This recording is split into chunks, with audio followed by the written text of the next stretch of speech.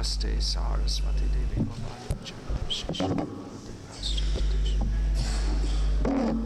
Om Namo Bhagavate Vasudevaya. Om Namo Bhagavate Vasudevaya.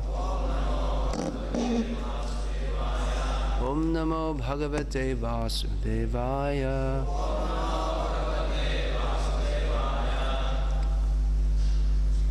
We hope to be reading from Srimad Bhagavatam, 3rd Canto, Chapter 17, Text 15. It's only a hope so far because the book hasn't come.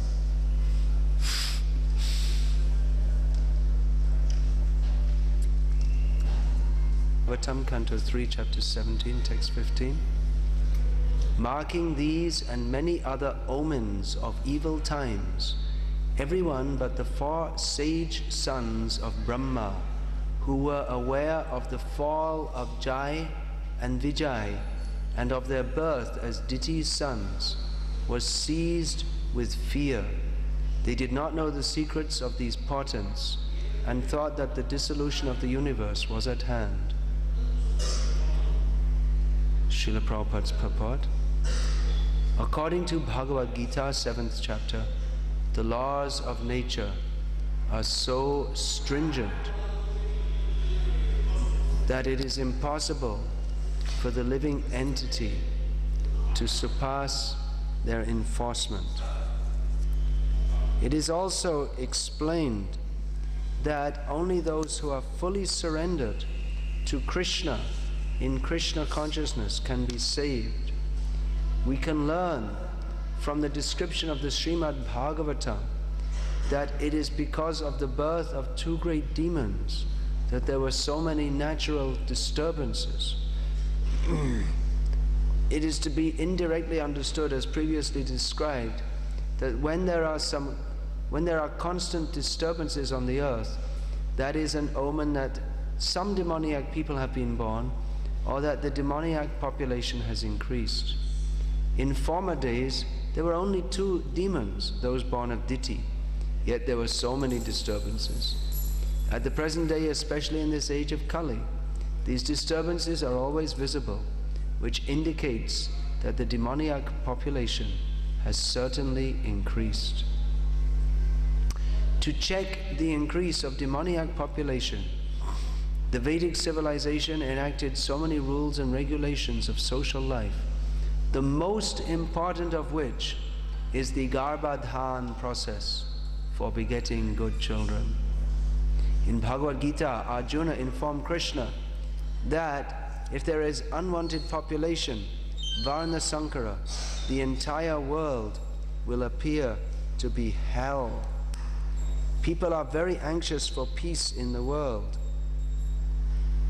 but there are so many unwanted children born without the benefit of the Garbhadhan ceremony.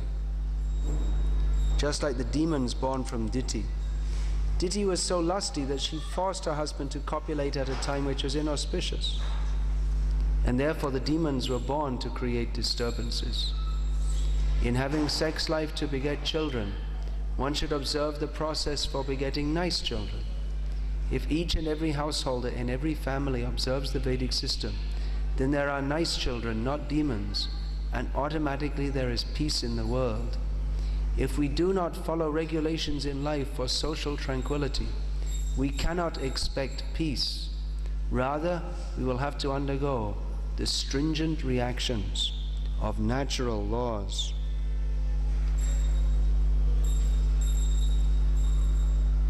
Om Jnanatimirandhasya Jnananjana Shalakaya Chakshurun Militam Yena Tasmai Shri Gurave Namaha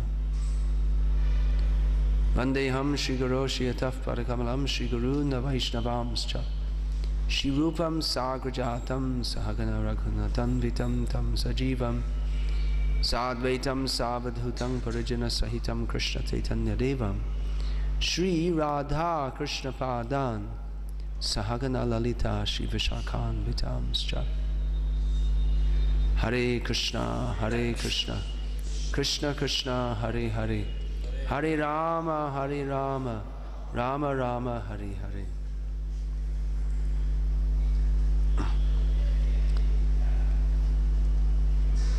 The import of Srila Prabhupada's comments in this purport are,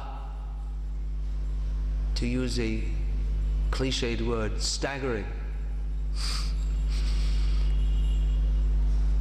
If the people of the world could simply understand this point that Prabhupada is making here, the whole human society would be changed for the better. It's so monumental. This simple understanding that lust produces demons,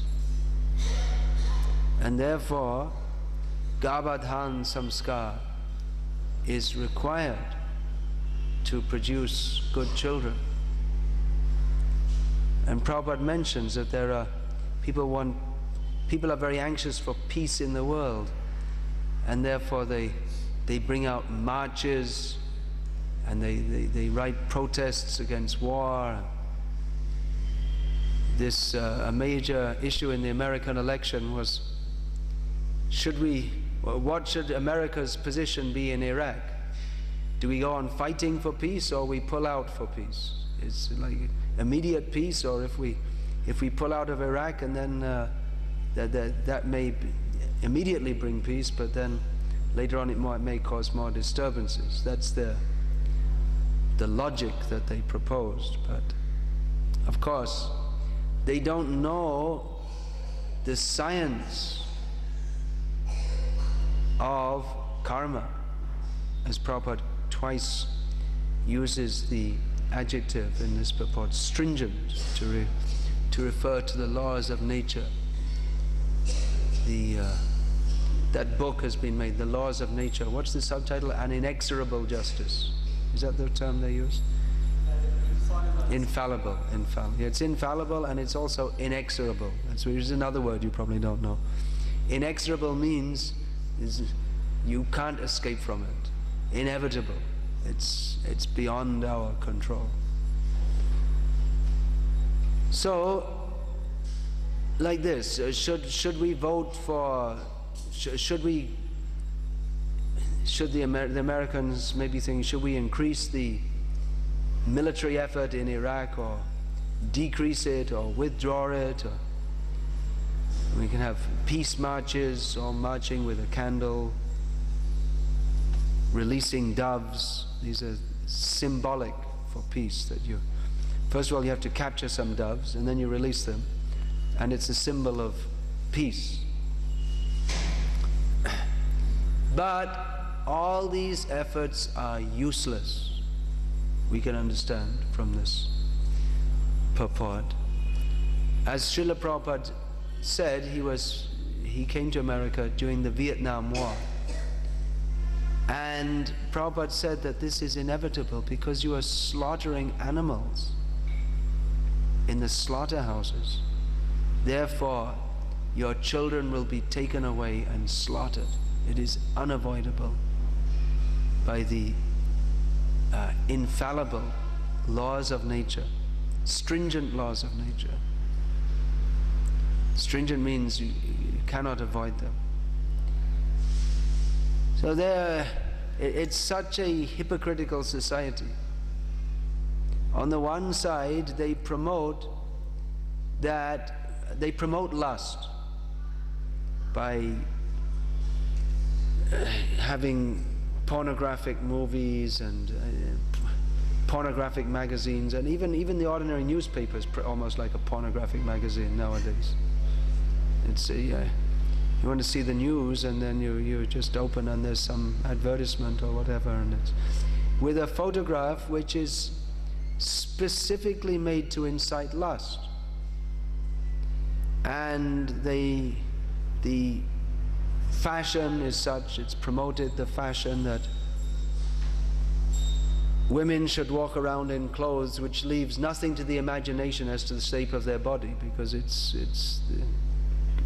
they're wearing tight jeans and tight t-shirts, and it's simply to promote lust. But then they complain that women are being molested. Well, they're walking around showing off every part of their body, and then they complain that they're molested. Is it not hypocritical? And more rape, it's very bad, but they're promoting. They show it on the TV, and then they say, oh, it's very bad. It's increasing. What shall we do? You're creating the problem, and then you're worrying what to do about it. It's a hypocritical society. So they're promoting lust.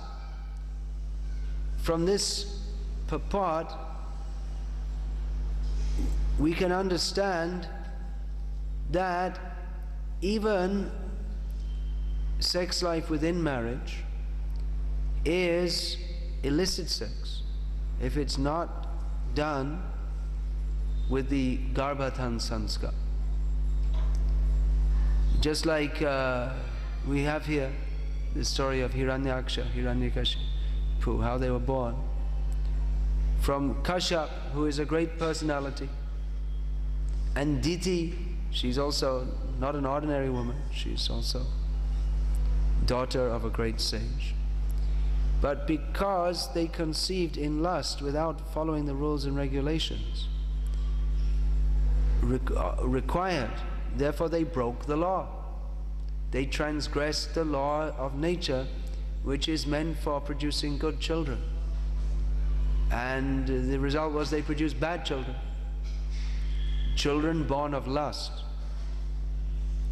Lord Krishna says in Bhagavad Gita, Dhamma viruddho kamosmi, Dhamma viruddho bhuta, Dhamma viruddho kamosmi. What is that?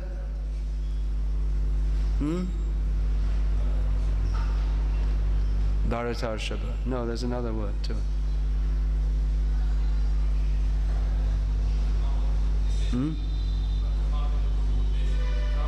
Bhuteshu, yes. Dhammaviruddho bhuteshu kamosmi bharatar shabha. I am that. Krishna says that sex life, which is not against the principles of dharma, that is a representation of myself. But that sex life, which is only calm, without dharma, then that is the cause of unlimited problems in human society. Because the human society is made up of problems. Every person born in lust is a problem. So this whole society is made up of problems. And then they're disturbed because they want peace so that we can enjoy our lusty affairs in peace. But there's no peace. As Prabhupada used to say, that he used to say about the United Nations, if you put a bunch of dogs into a room, how can you expect peace? So they're all in dog consciousness.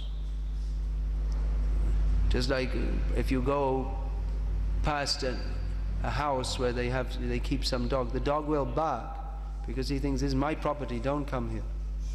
So in the same way, all the countries think, this is our land, this is under our control. You keep away, get out of here. So it's the same doggish consciousness. Then how can you expect any peace? There's no possibility of peace. Na shocham na pichacharo na satyam teshu vidyate. Persons who are born in lust, they have the demoniac mentality. They're neither clean, nor properly behaved, nor truthful. You cannot expect anything good of people who are born simply as a byproduct of someone's lusty desire.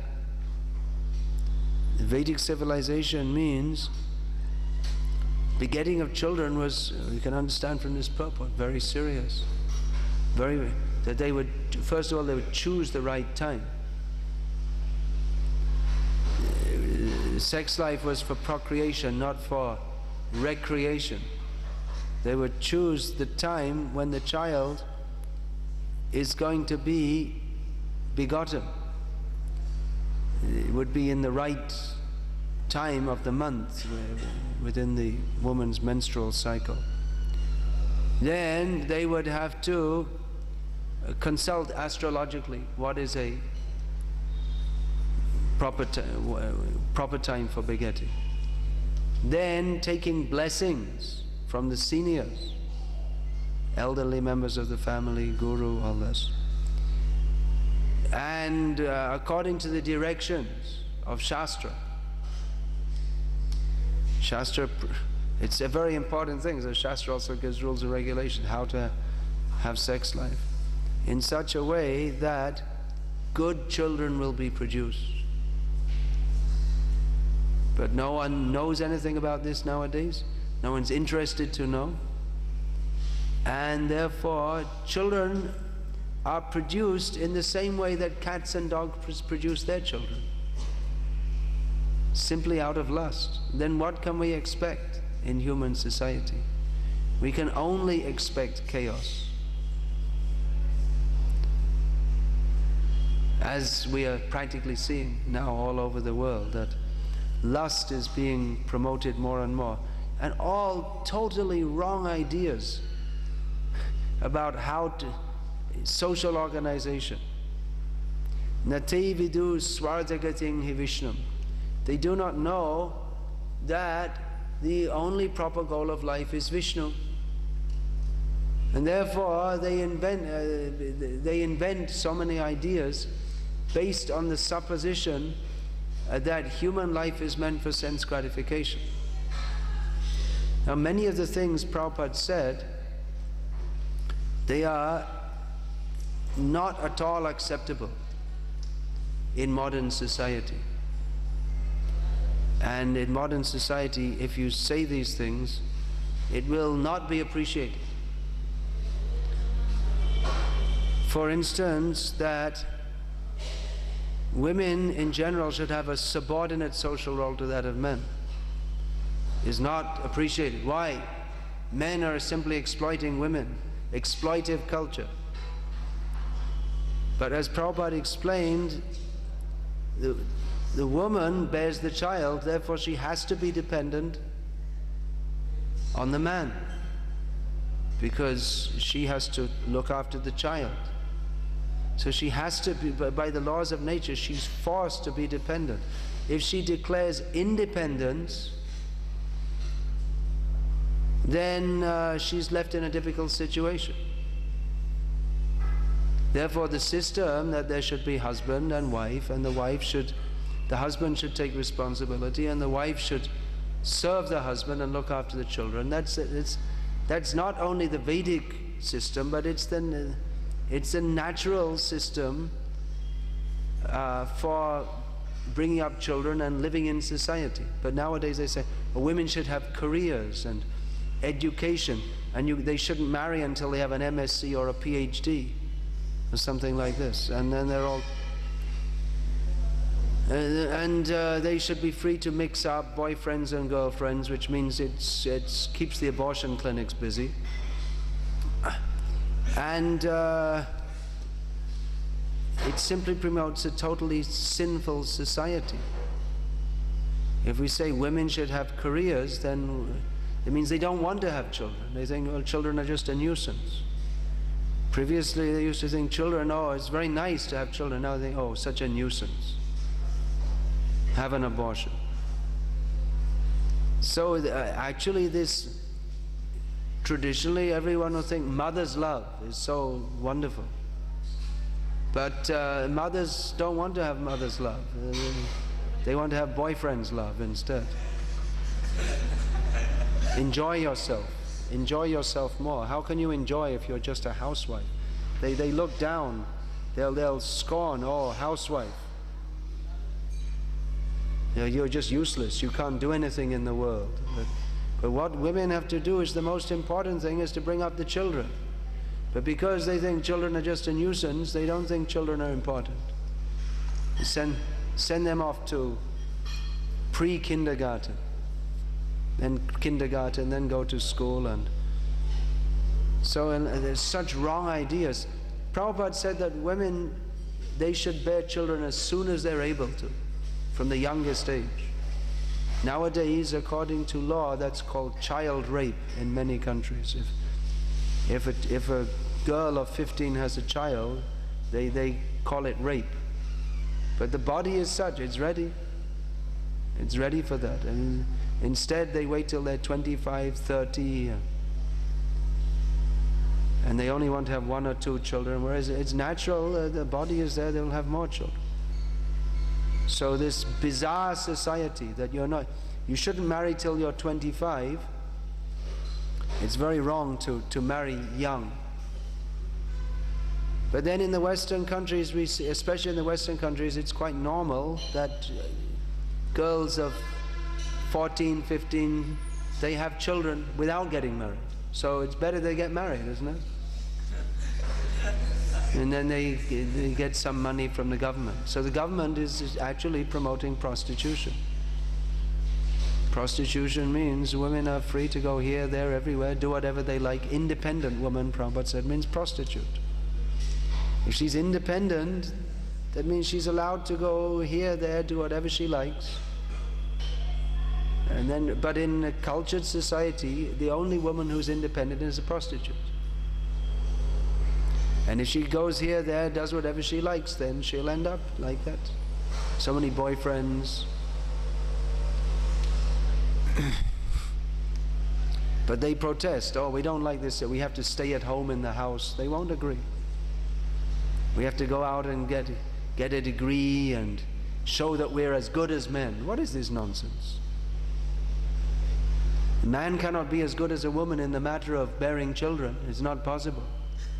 Of looking after children. So there's a different role. By body, there's a different role they have to play. But the demons, they do not accept all of this, and therefore there's so much suffering in human society. They don't even know how to live as man and wife in the modern age. They think even after marriage, you should have your own job and your own career. I know several cases of men who, after marriage, then they got transferred by their company, and the wife said, to hell, I'm staying here, I've got my own job. You go off somewhere else, I'm doing my own job here. I have to choose between my husband and my job, I'll keep my job. You can get another husband, it's no problem, there's plenty of men. It's not so easy to get another job. So rascal society. Very much rascal society, and they think this is good. They think we're making progress from the old times in which people were restricted. But that restriction is good. That restriction is for the benefit of everybody. The restriction that men should not mix up with women freely, it used to be only a short time ago that in India, no man can just walk up to any woman and start talking to her. But now they've promoted through the TV and the cinema that in the college, in the school, they all just mix up and make jokes. But that was not allowed. No respectable woman would just start joking with any man, and no respectable man would just start joking with any woman. And then he's joking, and then after that everything else follows. That's the idea. So they're promoting lust, whereas the Vedic culture was very restrictive, actually very restrictive. They say the restriction was bad because then you can't enjoy yourself. But look what the so-called enjoyment leads to. It leads to so much suffering. Modern demoniac society, they think, well, we're very free to do what we like. But in Vedic culture, only the Brahmins are free to do what they like because they're the only ones intelligent enough to do what is beneficial for them without some force, without some restriction. Because when the Brahmins are free to do what they like, but they don't go to discos and drink beer. They're free to do what they like because they know how to act in a manner which is conducive for their own spiritual advancement and for the uplift of human society. Therefore they're free to act. Otherwise, but free to act means they also have to follow the Vedic rules. But the Vedic rules are enforced by the Kshatriyas. They enforce the Vedic rules because if people don't follow, and that is not good for them or for anyone else. Well, I want to be free. But free to do what you like, that means that's the freedom of an animal, that they have no restriction. Whereas a human being should act according to restriction. The restriction means to restrict his lust. If we act, to do what I want to do means act according to my lust. And restriction is there to control our lust. If we just indulge in lust, then we become sinful, we go to hell, and we produce sinful population. So the whole modern society, they don't know even the most basic things, the most basic points of how to live as human beings. They've lost it. This basic point, how producing children is so, how to do so in a manner that good children will be produced. They have no idea whatsoever. No idea. They just think it's normal to have sex as much as you like. And those who are a little bit more civilized, they do so within marriage. Although the massive AIDS problem in India suggests that there's quite a lot of people who aren't doing only in marriage. So those are, but even within marriage, if we think that, well, the main purpose of marriage is just that then you have a free license to have sex as much as you like, then this is just slightly up from animal life. That's all we can say. But we cannot expect anything auspicious from this. Even until recently, there are people I know, older people. For instance, there's one couple in Gujarat who they're over 70 years old now, but the man told me that we had 2 children, and then after that we followed brahmacharya throughout our lives. Not greatly spiritual person, but you can say an ordinary pious Hindu in that respect. But they just understood that this indulgence in sex life simply for so-called pleasure, it's pig-like. Nayam deho bhajang riloke. What is that verse?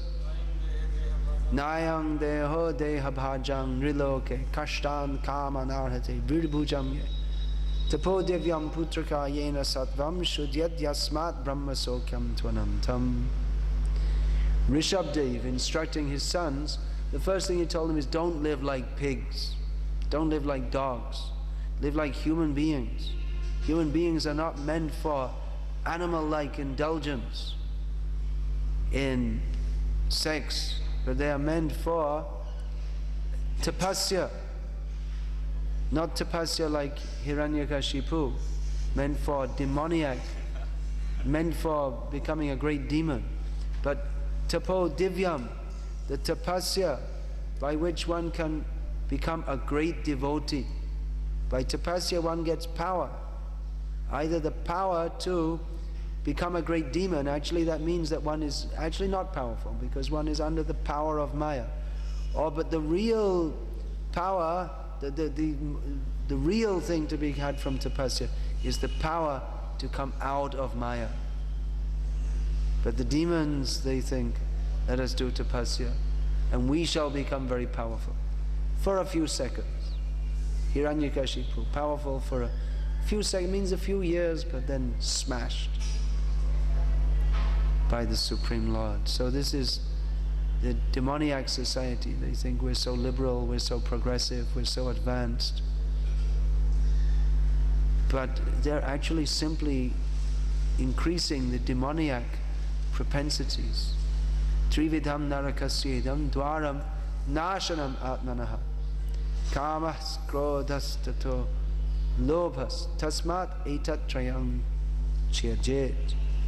There are 3 great gates to hell, namely lust, greed and anger.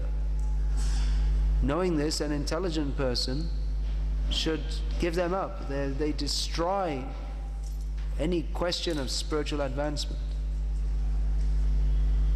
That's why in modern human society there's There's no question. People they have not the faintest idea or any interest in spiritual advancement. And what they call spiritual is just another kind of cheating. There's so many cheating so-called gurus. But they become gurus by giving people a process of calm, krodh and lobh, which with a little spiritual, so-called spiritual touch to it. But actually they're simply increasing their calm, krodh and lobh. So such important information this Krishna conscious movement has to give to the whole world. First of all, our own devotees have to become convinced. If we're not reading Srila Prabhupada's books, if we're reading India Today, or if we're in the West, they read Time and Newsweek and New York Times and all this, then what happens is they start to think, well, actually the modern society has got a lot to offer. It's very good. We should follow it. Prabhupada wrote so many things, but after all, Prabhupada was a little bit out of date. He didn't really understand the Western people. So let us live in the modern world and be part of the modern world and chant Hare Krishna. That's a very good idea. But it doesn't work. You can't be a demon and be a devotee at the same time. We have to choose. We want to be in Vishnu's party or Hiranyaksha's party. At the moment, Hiranyaksha's party is having victory over all directions, so it seems. So it's a little difficult to be part of Vishnu's party. There'll be some persecution from Hiranyaksha's party, but the devotee should act on the platform of discriminatory intelligence and understand that Hiranyaksha's party is ultimately doomed. The only proper path, the only real dharma for the jiva is to come into Vishnu's party. So it's difficult. It's easier to live in the modern world and just not talk about many of the things that Prabhupada spoke about, and just to agree with all the things in modern society. Yes, yes, it's very good, it's very good. Democracy is very good. We have the choice of voting either for cow killer A or cow killer B. So this is very good. Of course, in India, the previous Prime Minister, who was head of the religious party, was a meat eater, and the present Prime Minister, who's remember the head of the secular party, he's a vegetarian, right? Manmohan Singh, is he? Is it? Anyone know? Don't know. I heard he's a vegetarian. Is it? Yeah. But at the same time, they're allowing all these slaughterhouses and everything. So we should see through the eye of Shastra. Devotees were asking me, who should we vote for in the American election? Why vote? If you vote for either of them, that means you support them. Not that it makes that much difference anyway, that which way our devotees vote. It's not that they're a great, huge vote bank. But it's a very unfortunate situation where you have to choose the leaders. You have to choose either this one or that one. And even in India, they may be more pious, but they're blind as to the purpose of life. We should go and tell them that, my dear sir, by the grace of God, you've got this big position. You better use it in His service. We should tell them. Of course, another way Prabhupada said is we should preach, and then there'll be so many devotees, and they can vote a devotee into power. Anyway, at the present time, we're a long way from that. But at least we should understand this. What is Krishna consciousness and what is demoniac life? As Prabhupada, just this point I was making, Prabhupada very clearly states in the purport in Bhagavad Gita, 16th chapter, that this idea of women having full independence to do whatever they like, it's actually it's a demoniac idea. It's against Shastra. And the result is chaos in society. Of course, men also shouldn't have independent. Men are also dependent. Men also have to follow the laws of Shastra as enforced by the Kshatriyas. They're also not independent. No one is independent. The only independent is Krishna. But this idea is that people should have as much independence, lot of independence. This is based on the supposition that people are basically good, which is not true, because we're in this material. Well, it is true, but in this material world, we're here because we've basically misused our independence, and we have taken on the perverted mentality that I should enjoy. And the result is modern society. It's a disaster and getting worse by the day. So this Krishna consciousness movement is not meant to be part of modern society. Rather, it is meant to change the society, to give real knowledge of how people can live with Krishna as the goal of life. But if fulfilling our lust is the goal of life, then we can expect that generation by generation we will revert more and more to the most bestial kind of existence imaginable, or even beyond imagination. Hare Krishna. Is there any question about this?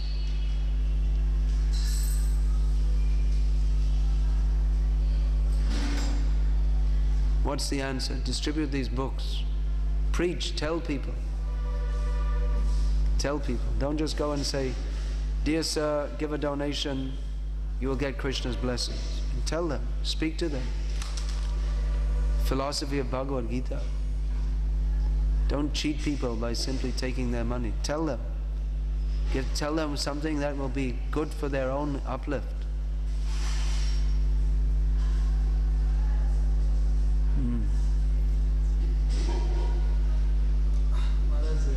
Many devotees live in the modern society and sometimes face situations where they have to some extent, compromise.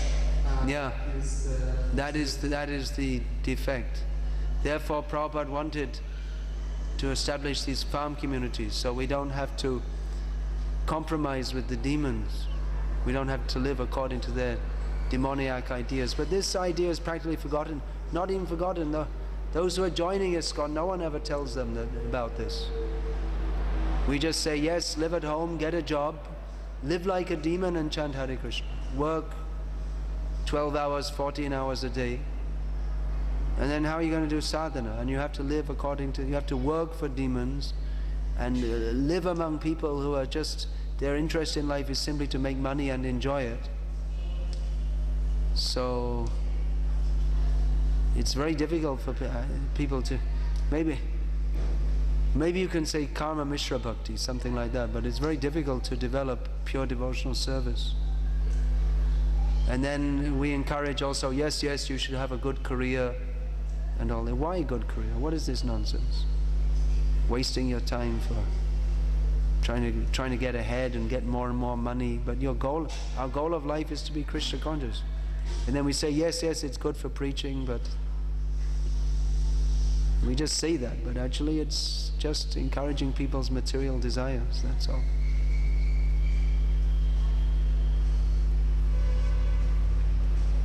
So in this way, though, not only individuals become compromised, but our whole society becomes compromised. We instead of telling that this educational system is a slaughterhouse, it's the worst thing you could do for your children, to send them to encourage them to have a so-called good education by which their head will be full of so much nonsense. Yes, we'll give blessings, have a pass, and we say that your study is your devotional service. I've heard that this is preached among certain circles in ours, that doing your studies, it's devotional service. What is that? Shravanam, Kirtanam, Vishnu Smarana? Where is this? I don't find it. I don't find it. By hearing Parikshit Maharaj became perfect. That's devotional service. By chanting Vyasaki, Shukadeva Goswami became perfect. Only by one process. So if we stop all Shravanam, Kirtanam, Vishwaswana and only study, then we'll become pure devotees? It's actually preaching Apasiddhanta because of compromising. We've compromised. It's easier, we may get many followers and everyone will say very nice and we can tell stories of Rasa Leela and everyone will think this is very devotional, but actually we're cultivating material desires. What else will we do if we're living among non-devotees?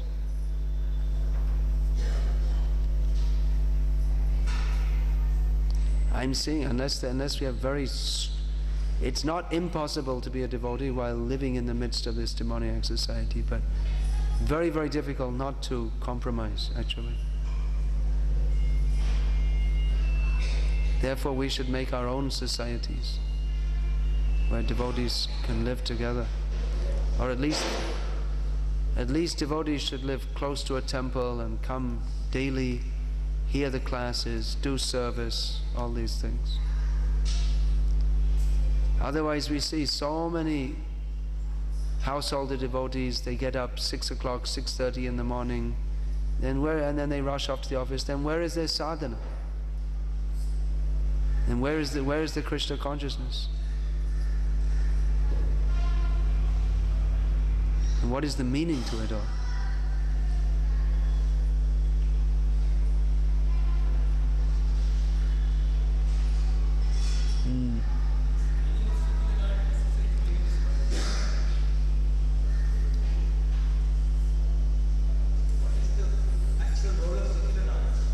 What is the role of secular knowledge? The role of secular knowledge is to tie us up in this material world, to increase the illusion that that there's anything of any value in this world. That is the role of secular knowledge.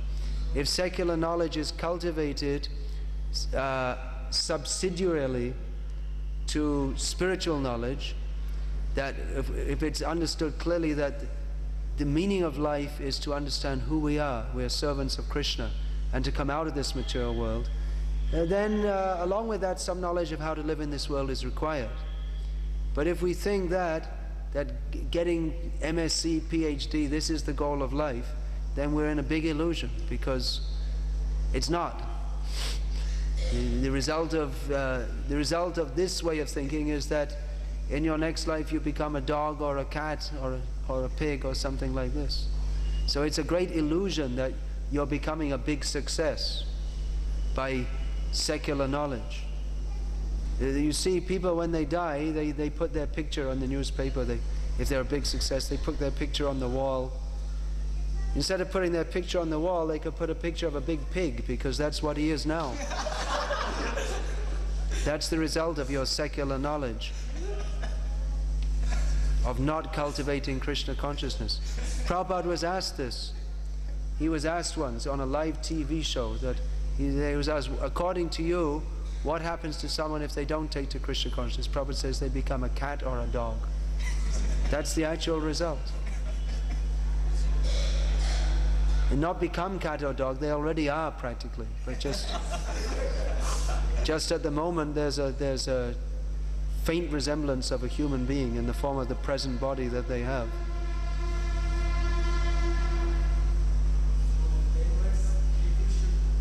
I didn't speak plainly?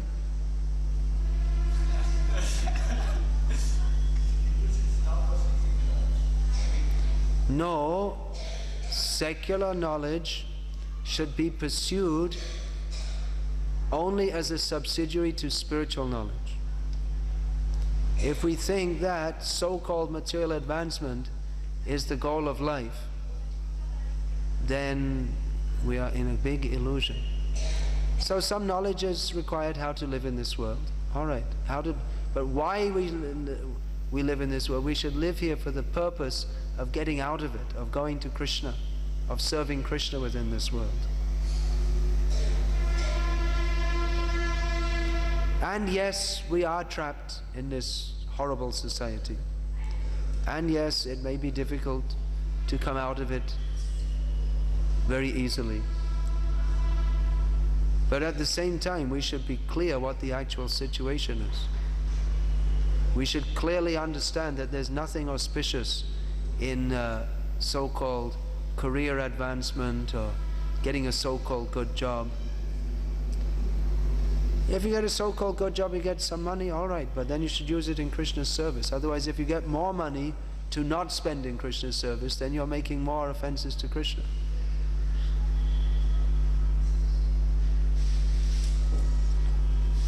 Householders, or those who are earning money, they should not just keep all that money for themselves and put aside 10 rupees here and there for Krishna consciousness, but they should give out of their so-called earnings, because after all, everything belongs to Krishna anyway. They should set aside, actually Prabhupada said 50%, but at least a significant portion they should give for advancing Krishna consciousness. In other words, they should purchase books and distribute them, give donations to the temple, like this. Otherwise, that money simply binds us in this material world. What's your question?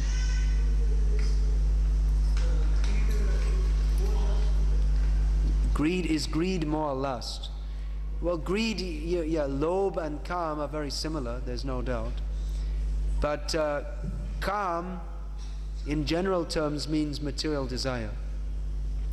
And in specific terms, it means desires for sense enjoyment. And even more specific terms means desires for sexual enjoyment.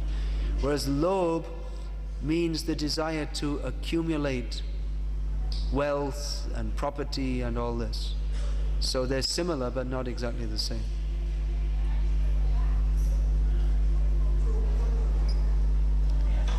How to overcome greed? Become greedy to serve Krishna. That's all. Hare Krishna.